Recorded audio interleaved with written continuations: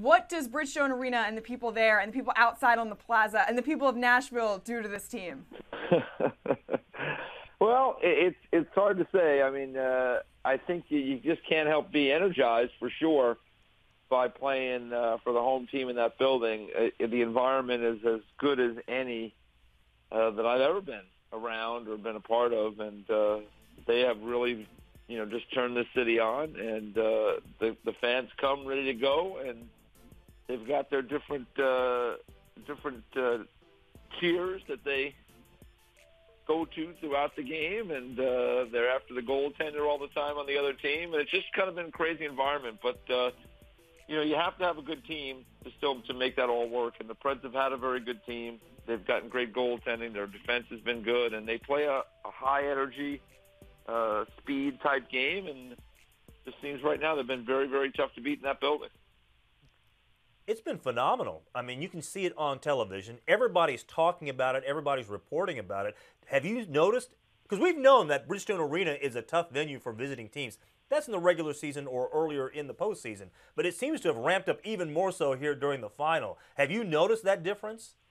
Yeah, it's definitely ramped up with each round. And I think, more and more of the area, of the region, has kind of gotten behind the Predators, and now it's at this, it's at a frenetic state right now down here with the idea of all the different country stars coming and singing the national anthem, and it's just become the place to be in Nashville, and so it has definitely gotten, I think, a little bit louder and a little bit more crazy with each round, and it is something to see. I got to tell you, Michael, I've been doing this for a long time now, and it is a unique environment, and I think it's just Nashville itself is a unique city. It's when you have the capital of the country music world and the capital really of the music business these days, you have so many talented people down here, and they just add to the environment around the team.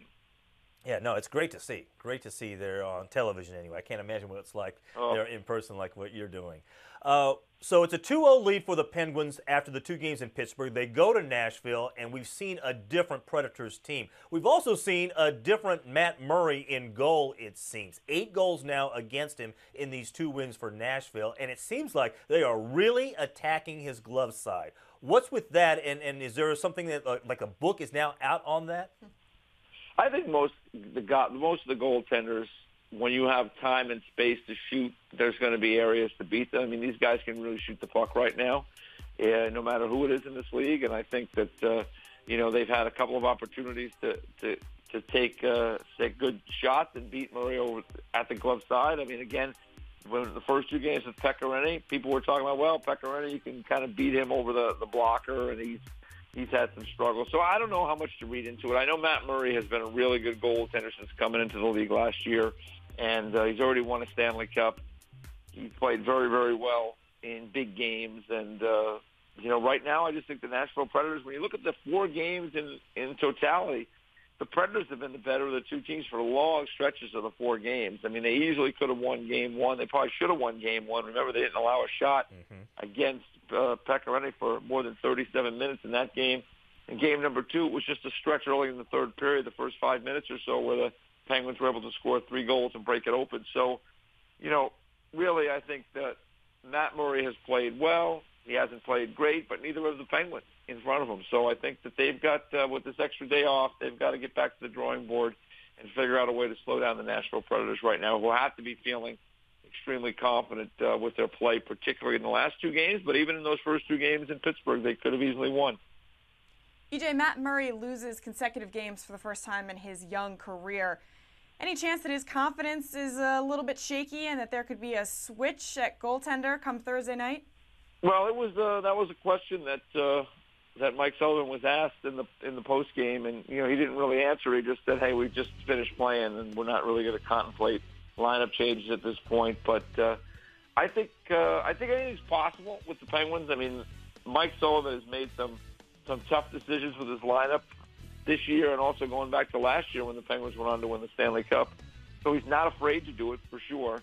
I get the sense, though, that Matt Murray is this guy right now, and I don't think Matt Murray is really the problem. I think the problem is that Nashville Predators are playing with a really high-energy game. They're playing with speed, and I think that is something that Pittsburgh Penguins, that was the hallmark of their team last year, was a team that, really just played much faster than anybody else. They liked playing at a high speed. Well, in this playoff year, without Chris Letang, they're not quite as able to play at that high speed. In the first 3 rounds of the playoffs against Columbus, Washington, and Ottawa, those were teams that the Penguins were they were naturally faster than those teams to begin with. Washington and Columbus are heavy teams, physical teams, but not fast. Ottawa plays a more conservative game by nature. In this series, they're taking on a team that really likes to play a fast game, and it's been a challenge, I think, for the Penguins. This is where they really miss Chris Letang, I think, in this series. We'll see if they can get things turned around, but they're going to have to find a way to play a little bit better, certainly than they played in the last 2 games, but really better than they played in the first 4.